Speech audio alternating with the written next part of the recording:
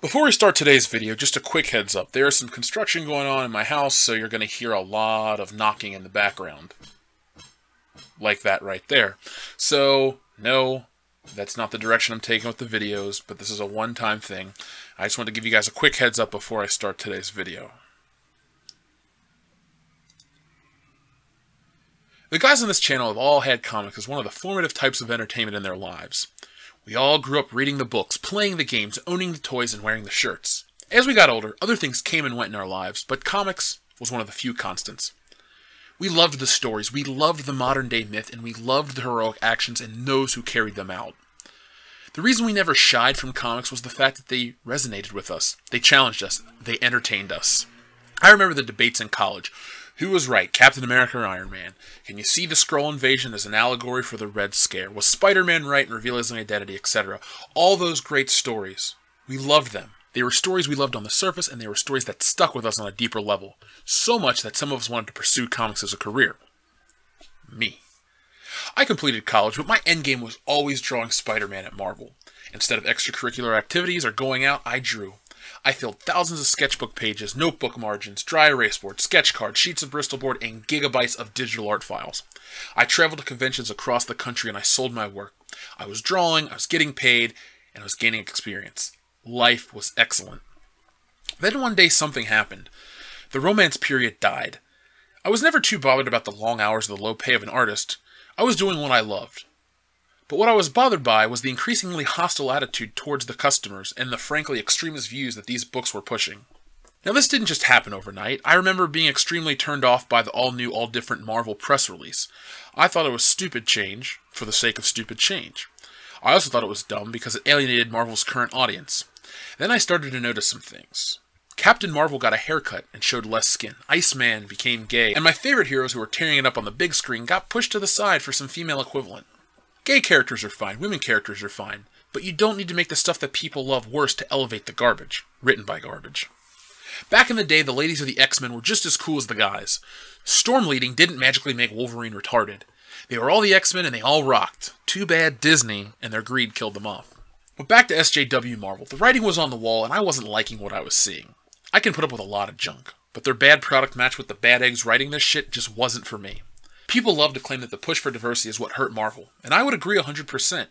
It's so off-putting to be called 1,000,001 names by a bunch of mindless sycophants. It's like being called a nigger at the white Catholic school I went to as a kid.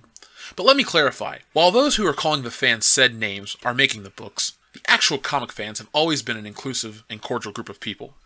9 out of 10 times my local shop is filled with white dudes ages 17 to 70. Not a lot of kids, not a lot of women. There are obviously female customers, but you see the owner's wife more than you see women buying books. And the kids would show up with their dads, who were buying the books for themselves. You have a few black customers, a smattering of other minorities, and a pretty strong gay presence, but the store is mostly white men. Not once in the decade that I've been shopping there have I ever seen anyone treated less than kind, and I'm talking about on both the customer service front as well as the customer-customer interaction front. It's a good, positive environment. It's a place where people go to hang out, to buy books, to play tabletop games, etc. But now it's mired in controversy and bullshit. The store still offers the same great service and atmosphere, but the products carry such a stink with them that I don't even go there but maybe quarterly. Now surely my story is an anecdotal situation, and the industry is booming, right? Hell no.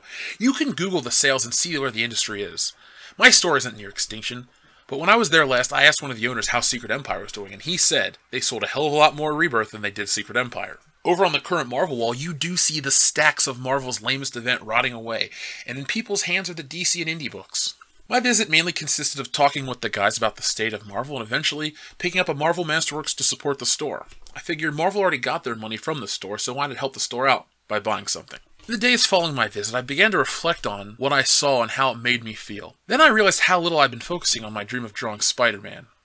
I did the daily warm-up, the studying of the anatomy, perspective, etc., but the passion was gone. I wasn't fiercely pursuing my goal anymore.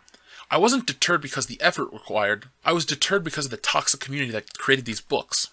When I dreamed of drawing Spider-Man, I saw myself interacting with the greats and creating timeless tales, but subconsciously reality set in. I would be working among the most creatively devoid humans and be a part of a club of truly terrible people. I guess my subconscious realized that I would be going against everything that is me on the most basic level. To quote a terrible song, I lost that love and feeling.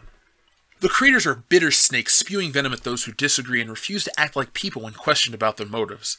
Mark Waid used to be my favorite writer in comics. I absolutely loved his run on Daredevil with Chris Samney.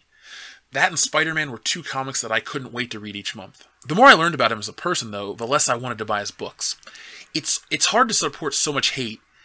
He and these other deplorables over at Marvel seem to be so sure that they're on the right side of history, but all they're doing is driving people away, minorities too. Dion and I aren't white, but that's never kept us from loving the ideals that Captain America represented. Humanity doesn't need to worry about who brings you the right message. They need to focus on getting that message out.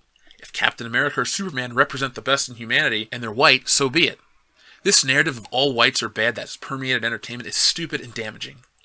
As a brand, you alienate the largest segment of your audience, and as people, you do what you claim to be fighting against, promoting hate. It's this toxic culture that drove me away from wanting to pursue my dream. It hurts, but it hurts to see where the industry is even more. Fighting from the inside seemed dumb because I'd have to become one of them to make it, and I cannot allow myself to do that. So I decided to step away entirely, and now I'm headed in a new direction. It's odd. I put so much of my adult life into this, and there's an emptiness now, but I'm focusing on other things. It's weird, but I'll cope. People may say, draw your own book and stick it to them. But I believe they're going to kill the industry. Comics are a sadly sinking ship. Big corporations fleece them for marketable licensing opportunities, but that's it. Those in charge don't care if the publishing division makes money. They only care about the global box office and toys. The way I feel about Marvel has also changed greatly. I love their movies, but I found that the more mistakes they make on the publishing front, the less I feel excited about them as a brand. I used to say so excited for months, but now I'm just going through the motions. I don't think the quality's dropped in the movies, but again, I've lost that love and feeling. Now I gotta ask, where does Marvel go from here? I say go back. Go back to what works. Give the majority of fans what they want and apologize to us. If Marvel relaunched all of their books, and each #1 had an illustration of Stan Lee, with an apology letter to the fans, I'd forgive them. They have the greatest characters of all time, minus the new ones.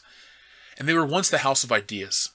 Give us those great stories that feature deep, introspective characters and rich worlds. Leave out the political rhetoric and bring back fun, created by creators who have respect for the medium. So that's where I am right now. Marvel's failures have really impacted me in the direction I wanted to head in. But I want to ask you guys, how do you feel about this? Are you just upset that crappy comic books are being published each month? Or are you like me, where you wanted to create the books and you wanted to be a part of the world, but this has just turned you off? I know they say you stick with what you love, but what I love's gone. It's dead. It's buried. You know that stupid line from Batman v Superman? The Batman is dead, bury it. I don't know. It's weird. I want to be happy that people are waking up to see how shitty they are right now, but at the same time, I want to return to greatness. So let me know what you guys think, if you think I'm full of shit or whatever. If you like this channel, make sure you give this video a thumbs up. If you found this channel and you haven't subscribed yet, please do. We have a lot of great content talking about entertainment. This is probably the most personal video I've ever done, probably the most personal video I'll ever do, but it was fun. It's relevant to the topic. It's relevant to entertainment right now, and I thought you guys would get a kick out of it. I'm also going to throw a couple links to the art that I do in the description, just for fun. You can tell me what you think. If you like it, if you don't like it, whatever, that's fine. But I'm going to leave a link to my DeviantArt page as well as my Instagram page. So check those out. Follow me on there. I draw every once in a while now. I haven't completely gotten the bug out of my system, but it's definitely... I'm definitely a different person, we'll put it like that. I have a library full of books behind me. We're talking comics, graphic novels, trade paperbacks, how to draw books, how to write scripts, how to write screenplays, all kinds of stuff. And I was always trying to merge all this knowledge and information I had into making great comics. And I've had paid work and stuff like that, and it's fun. Like I said, the pay sucks, but I didn't mind it. I was really, really, really into it. And Marvel's what changed it. I was very content doing this for a while, but there's no end game anymore. You know, the top isn't really where you want to be. So that's where I'm going to leave it. If you like World Class Bullshitters and you haven't already, check us out over on Patreon. We got 50 great patrons. We're putting out content all the time. For $1 a month, you get stuff every week. You get, as of now, you have the Star Wars The Force Awakens commentary, and you have the IT discussion roundtable. And then coming later in the week, something else. If you're at the $5 level, right now you have the two things I mentioned, plus the Ghostbusters Drunk Commentary podcast. And we're going to do a drunk commentary for Suicide Squad, as well as early access to some of our Schlocktoberfest content. So if you're a horror fan, or if you like the shows like Are You Afraid of the Dark or Goosebumps, make sure you join up there, because you're going to get all kinds of cool stuff that I can't put on YouTube anymore due to copyright. So thanks for watching. I'll be back tomorrow with more content, and find us over on Facebook, Twitter, Instagram. Just Google World Class Bullshitters. Follow us on every social media platform, and thanks for watching.